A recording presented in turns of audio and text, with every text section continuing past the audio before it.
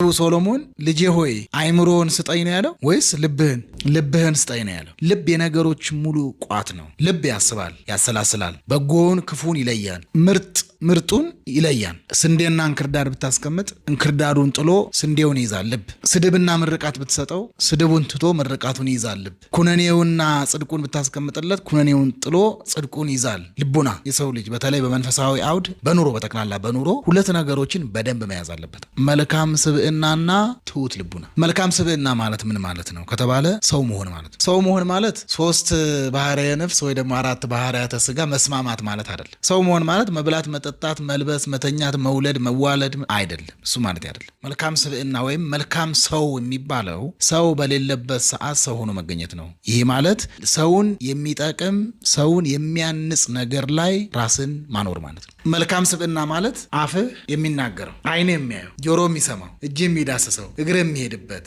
አይምሮ የሚያስበው፣ ልብ የሚያስበው፣ ኩላሊት የሚያመላልሰው ጤናማ መሆን ማለት ነው። መልካም ሰው ወይም መልካም ስብዕና የሚባለው ይሄ ነው። ከአንደበት የሚወጣው ምስጋና ነው። ከእጅ የሚወጣው ምጽዋት ነው። እግር የሚሄደው ቤተክርስቲያን ነው። ልቡናና አይምሮ የሚያስበው በጎነት ነው። ይሄ መልካም ስብዕና ነው። ትሁት ልቡና የሚባለው ደግሞ የሻከረ ልብ በተንኮል፣ በክዳት፣ በሽንገላ፣ በስድብ፣ ባሉባልታ፣ በወሬ የሌሎችን አመለካከት እርሱ ተቀብሎ የእሱ ያልሆነውን ነገር በማስተናገድ የሻከረ ልብ አለ። የአጋምሾ ተንተርሶ መተኛት ይችላል ሰው? አይችልም። የሻከረ ልብ ማለት እሱ ነው። የሻከረ ልብና አጋም አንድ ነው። ሰው አጋምን ተንተርሶ ቢተኛ ምን ያደርገዋል? ይወጋዋል፣ ያደማዋል።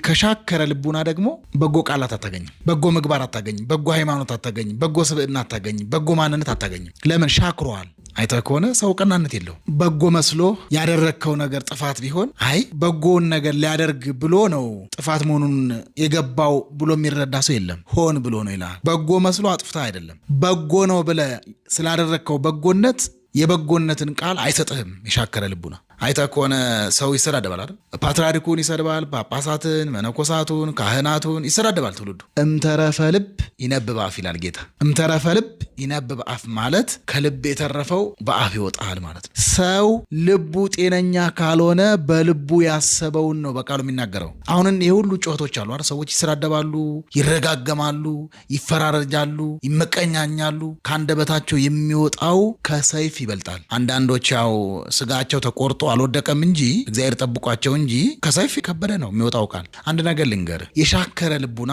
እና መልካም ስብዕና የሌለው ሰውና ባዶ በርሜል አንድ ነው። ጥያቄ ልጠይቅ፣ ባዶ በርሜልና ውሃ ያለው በርሜል ሁለቱንም በድንጋይ ብትመታቸው የትኛውን የሚጮህ? ባዶ በርሜል ይጮሃል። ለምን ከተባለ ባዶ ስለሆነ። ልቦናቸው የሻከረባቸው ሰዎች በልቦናቸው ያለውን ቁስለት የሚያወጡት በአፋቸው ነው። አንድ ሰው ሲሰድብህ ልቡና እየታመመ ነው። ካልተሳደበ ልቡ አይሻለው፣ እፎይ አይልም። ትሁት ልቡና ያለውስ ለሚናገረው ይጠነቀቃል። የእኔ ቃል ከአንደበቴ ልቡ አላ መዝገቡ ልቡ አይደለ? ልቡ ላይ ያለው ሙሉ ነው። ልቡ በቃለ እግዚአብሔር የሞላ ነው፣ በትሕትና የሞላ ነው፣ በፍቅር የተሞላ ነው፣ በአንድነት የተሞላ ነው፣ በመልካም ነገር የተሞላ ነው፣ በእግዚአብሔር ሐሳብ የተሞላ ነው፣ በእግዚአብሔር ፈቃድ የተሞላ ነው፣ በወንጌል ቃል የተሞላ ነው። ስለዚህ የሚናገረው ነገር የለሰለሰ ነው። ብታጠፋ አይዞ ይላል፣ ብትደክም ያበረታል፣ ኃጢአት ብትሰራ አይዞ የወደቁ ይነሳሉ ይላል፣ ጻድቅ 7 ጊዜ ይወድቃል 7 ጊዜ ይነሳል ይላል። በጎ ልቡና ትሁት ልቡና ያለው እኔ በልቤ ትሁት ነኝ ብሎ ጌታ። እኔ በልቤ ትሁት ነኝ ማለት ምን ማለት? ሀዳጌ በቀል ነኝ ማለት ነው። በቀልን የሚተው ቂምን የማይዝ የራሱን ፍላጎት በሰዋዊነት ስሜት ሰው ላይ የማያሳድር። ስለዚህ የሻከረ ልብ ያላቸው ሰዎች እንደ ባዶ በርሜል የሚያስጮኋቸው የሻከረው ማንነታቸው ነው። ካልተናገሩት ያማቸዋል፣ ልባቸው ይጮህባቸዋል ማለት ነው። ለዛ ነው እንግዲህ